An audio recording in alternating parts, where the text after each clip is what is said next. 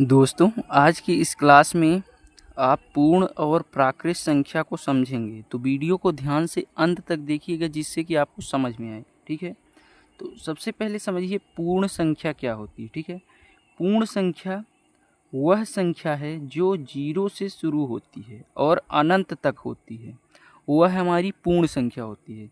जैसे 0, 1, 2, 3, 4 मतलब 0 से सभी संख्याएं शुरू होकर अनंत तक जाएं, वो हमारी पूर्ण संख्या होती है। ठीक है, तो पूर्ण संख्या आपको समझ में आ गया होगा। अब देखिए प्राकृत संख्या क्या होती है। तो प्राकृत संख्या वह संख्या जो 1 से शुरू होती है और अनंत तक जाती है। ठीक है, तो वो हमारी प्राकृत संख्या हो गई।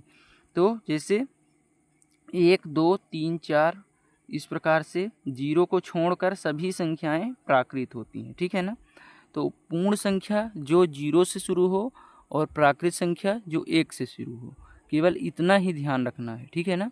तो पूर्ण संख्या प्राकृत संख्या आपको समझ में आया होगा। देखिए नोट में लिखा है सभी प्राकृत संख्या पूर्ण हो सकती है, जबकि 0 को छोड़कर सभी पूर्ण संख्या प्राकृत होगी।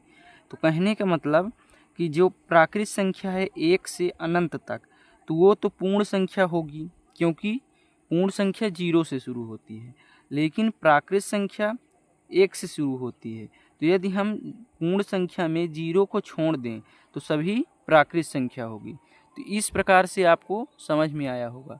तो प्राकृत संख्या जो 1 से शुरू हो और पूर्ण संख्या जो 0 से शुरू हो। तो यदि आपको यह पूर्ण संख्या और प्राकृत संख्या समझ में आया हो तो वीडियो को लाइक और चैनल को सब्सक्राइब कर लीजिए। धन्यवाद। जय हिंद।